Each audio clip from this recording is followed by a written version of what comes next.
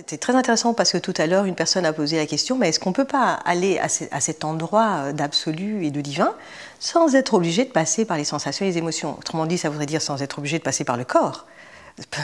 Je veux dire, en dehors du corps, il n'y a pas de sensations et d'émotions. Donc c'est un peu ça. La transe, de la manière dont elle est amenée comme cela, c'est juste un moyen pour faire le passage. Trans, ça veut dire ça. C'est transire. Donc c'est le passage qui va m'amener à quelque part. Donc de nouveau, c'est jamais qu'un moyen. Et ce passage-là, il va se faire effectivement au travers de notre corps.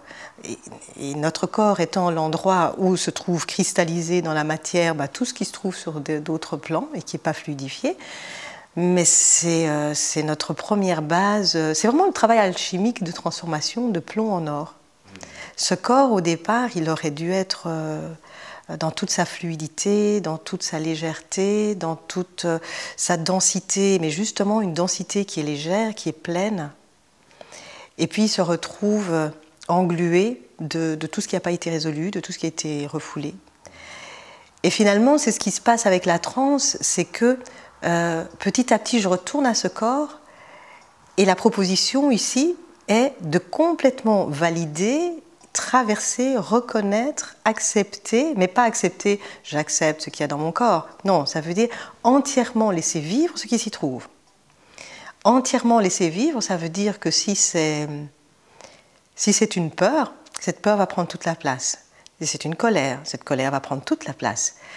Et peut-être que quand j'aurai laissé toute la place à la colère, je vais rencontrer une peur incroyable de m'être mise en colère, d'avoir conservé cette colère dans le corps, d'avoir osé dire, osé mettre une limite.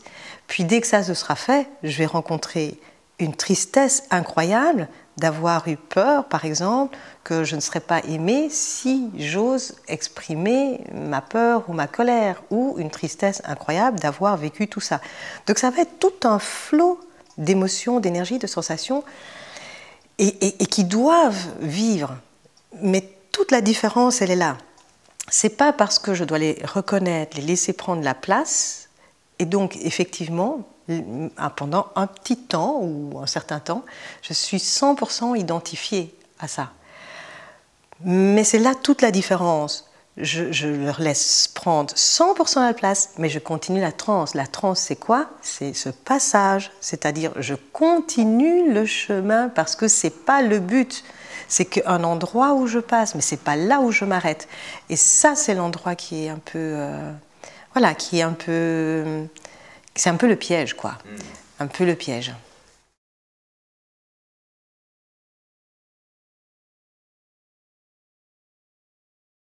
Pour moi, la guérison, oui. Cette personne, ça veut dire un être humain, il est être humain dans un corps. La guérison, pour moi, c'est lorsque je reviens à l'unité. Et je suis un être qui a un corps, qui a de la biologie, qui a du physique, qui a de la psyché, il y a de l'énergie, il y a de la vibration, il y a du spirituel. La guérison, c'est quand c'est nettoyé sur tous les plans.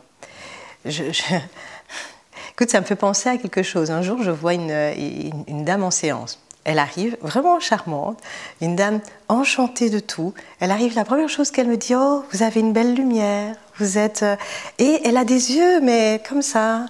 Elle est vraiment très belle, puis elle s'assied en face de moi, puis elle m'explique que en fait ça va pas, mais elle sait pas quoi.